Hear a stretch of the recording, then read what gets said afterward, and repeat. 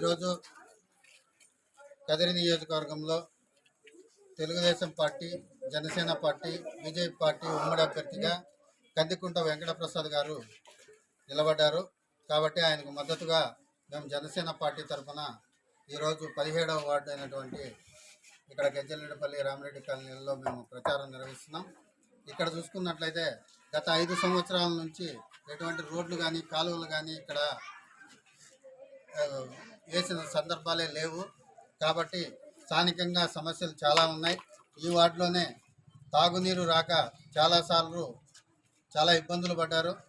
ఒకసారి 2-3 సార్లు జనసేన దృష్టికి కూడా రావడం జరిగింది. ఇక్కడున్న స్థానిక నాయకుడు మా ప్రతాప్ గారు మళ్ళీ ఫోన్ చేసి వాళ్ళతో ఇప్పించడం కూడా జరిగింది. కాబట్టి చాలా సమస్యలు ఉన్నాయి. ఈ సమస్యలు పరిష్కరించిన దాఖలాలు లేవు ఎమ్మెల్యే గారు. కాబట్టి గత 5 సంవత్సరాల నుంచి ఎటువంటి ఆయన ఇచ్చిన హామీలను అమలు పరిచిన దాఖలాలే లేవు. కాబట్టి మీరు కేవలం మతం కోసమో లేకుంటే కులం చూసో ఓటు వేయకోకుండా ఎవరైతే గత 20 సంవత్సరాల నుంచి స్థానికంగా ఉంటూ ప్రజల కష్ట సుఖాలలో భాగం పంచుకుంటున్న కందికుంట వెంకటప్రసాద్ గారు ఉమ్మడి అభ్యర్థిగా నిలబడ్డారు. ఆయనకు ఓటు వేసి గెలిపించాలని చెప్పి మేము తెలియజేసుకుంటున్నాం. ఎందుకంటే ఈరోజు జగన్మోహన్ రెడ్డి గారు చెప్తున్నారు, ఆయన్ను ఈసారి ఓట్లు వేసి గెలిపించకపోతే పథకాలన్నీ ఆగిపోతాయి అని చెప్పి తప్పుడు ప్రచారం చేస్తున్నాడు. దాన్ని నమ్మొద్దండి. ఎందుకంటే ఉమ్మడి ప్రభుత్వం వచ్చిన తర్వాత వృద్ధాప్య పెన్షన్ ఏదైతే 3,000 రూపాయలు ఉందో దాన్ని 4,000 రూపాయలు ఇస్తామని చెప్పి చంద్రబాబు గారు హామీ ఇచ్చారు. అలాగే ప్రతి పిల్లోడికి, చదువుకున్న పిల్లోడికి 15,000 రూపాయలు ఇస్తామని చెప్పి తెలియజేశారు.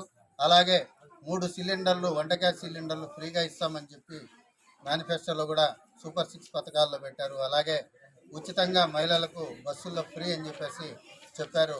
కాబట్టి ఇంకా మంచి మంచి పథకాలు ఉన్నాయి. ఇసుక కూడా ఫ్రీనే.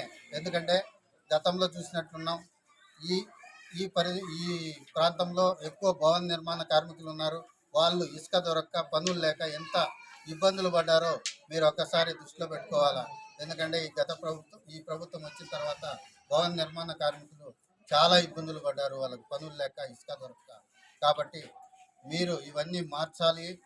మంచి ప్రజాపాలన రావాలి అంటే ఉమ్మడి అభ్యర్థి అయిన కందికుంట వెంకటప్రసాద్ గారి సైకిల్ గుర్తుపై, అలాగే ఎంపీ అభ్యర్థి బీకే పార్థసారథి గారి సైకిల్ గుర్తుకు ఓటు వేసి వేయించాలని చెప్పేసి ఈ ప్రాంత ప్రజలను మేము కోరుకుంటున్నాం. 2024 సార్వత్రిక ఎన్నికల్లో జనసేన మరియు బీజేపీ, తెలుగుదేశం పార్టీల ఉమ్మడి అభ్యర్థిగా పోటీ చేస్తున్నటువంటి శ్రీ కందికుంట వెంకటప్రసాద్ గారిని గెలిపించాలని మేము ఈరోజు కదిరి జనసేన పార్టీ తరఫున 17వ వార్డులో ప్రచారం చేస్తున్నాం. ఏ ఇంటికి వెళ్ళినా ఒకటే ఆదరణ. మేమంతా ఈసారి కందికుంట వెంకటప్రసాద్ గారికి ఓటేసి గెలిపించి తీరుతాం. ఆయన్ని అసెంబ్లీకి పంపించి మా సమస్యల పరిష్కారం కోసం ఆయన్ని మేము గెలిపించే తీరుతామని ఇక్కడ ప్రతి గడపలో ఉన్నటువంటి మహిళలు, వృద్ధులు, నిరుద్యోగులు ఇలా అందరూ తెలియజేస్తున్నారు.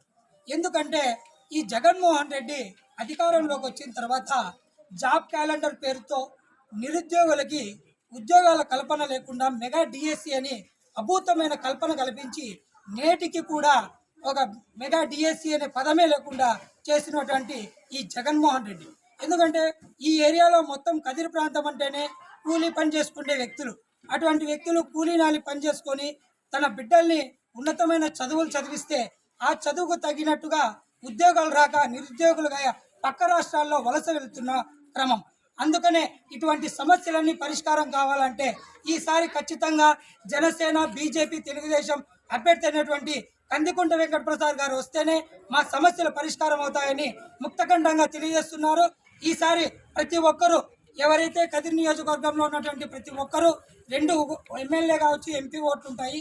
ప్రతి ఒక్కరూ సైకిల్ గుర్తుపై తమ అమూల్యమైన ఓటును వేయించి అత్యధిక మెజార్టీతో గెలిపిస్తారని మేము కదిరి జనసేన పార్టీ తరఫున తెలియజేసుకుంటూ, జై జనసేన, జై టీడీపీ, జై బీజేపీ, జై హింద్.